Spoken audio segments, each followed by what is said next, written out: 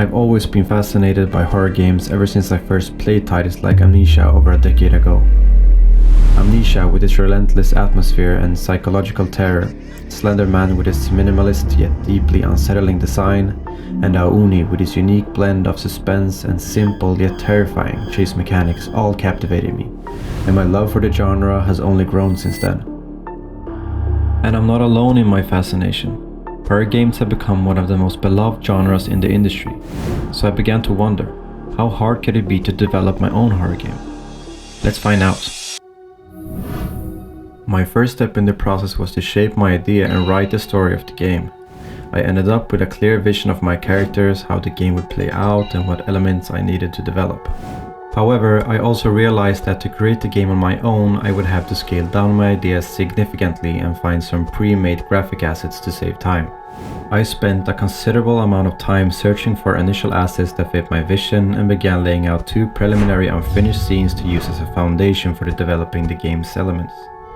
After some time building and adjusting these assets, I finally created 2 scenes, one set in a mental institution deep in a forest, and another consisting of long, airy corridors with rooms that create a more subtle and unsettling atmosphere, which I have plans to expand on later on in the game.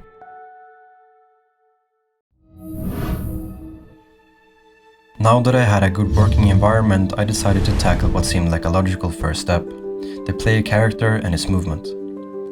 I began by creating the player and adding a character controller, which I adjusted to match the scale of the rest of my graphics. Since this game will be in first person, I made the camera a child of the player object to ensure it follows the player's movement. I wanted the player's height to feel realistic, allowing them to see through door windows naturally. To make things easier to work with, I gave the player a temporary object with a basic material applied. With the setup in place, I moved on to the camera script to enable looking around and rotating the player accordingly. I used get axis for input as it's straightforward and would allow for future controller support. To prevent the camera from spinning around in a complete circle vertically, I applied a clamp to limit the rotation, keeping the movement within realistic bounds. Next, I added a smoothing effect to the camera movement to make it feel more natural. I experimented with several implementations because I noticed that smoothing slowed down the camera when trying to turn quickly.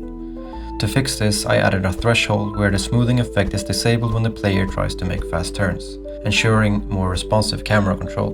With the camera in a good place, I shifted focus to player movement, which included implementing a ground check and adding gravity to keep the player grounded when, for example, moving downstairs. After all, we can't have the player just floating around in there like a balloon. I then created a walking animation by simulating the natural up and down movement of footsteps with the camera. I paired this with a running mechanic using the same animation, but a faster pace to mimic the player's speed increase. During testing though, I encountered an issue where the character moved faster when holding down 2 movement keys simultaneously, like combining W and D or W and A. This wasn't the behavior I wanted, so I resolved it by normalizing the movement vector.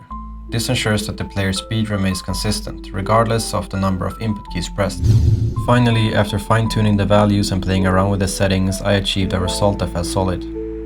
There might be some tweaks and adjustments down the line, but for now, I'm happy with how the player and camera movements turned out.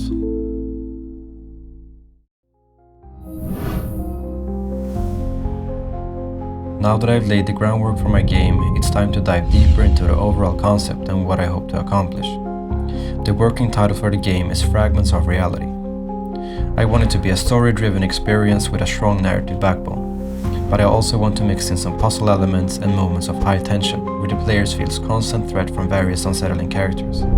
Because of this, I plan to develop an item system that allows the players to collect clues, tools and puzzle-related items, as well as survival resources like something to represent the player's health. After all, I want the player to feel a genuine sense of danger, knowing that they can be caught or even killed if they aren't careful. One key aspect I want to include is a flashlight that the character can hold. Not only does it add a layer of realism and immersion, but it also fits perfectly with the dark and oppressive atmosphere I'm aiming to create. Navigating through dimly lit environments while only having a limited view ahead will build suspense and anxiety, which is exactly what I want the players to feel. I've also been thinking about adding 1 or 2 enemies with different chase mechanics. Each would have its unique way of tracking or hunting the player, creating a variety of threats that keep players on their toes. Maybe one of them will be a slow, relentless pursuer who forces the player to plan their movements carefully, while another could be faster but easier to evade if you're quick enough to react. At one point I considered adding a combat mechanic, maybe even something like a shotgun for the players to defend themselves. But I realized that this would take up too much time to implement, and especially since it would require developing an AI that understands how to react to the player's actions in a meaningful way, plus all the animations, sound effects and balancing that goes with it. For now, I think it's best to focus on making the enemies and the environments as atmospheric and engaging as possible without the adding complexity of combat. I might revisit the idea of combat later, but for now I want to keep the experience focused on exploration, survival and evasion. Keeping the scope in check is crucial, especially when developing a game solo. It's tempting to add more features, but every addition means more development time, testing and balancing.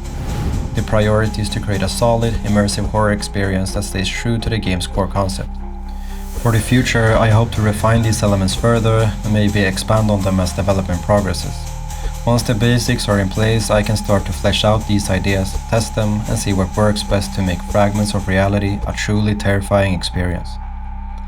I hope you've enjoyed these first steps toward creating a full horror game. Let me know if you're excited about my ideas and if there's any cool features or mechanics you think would fit perfectly in the game. With your input, we can bring this terrifying vision to life and create something truly memorable together.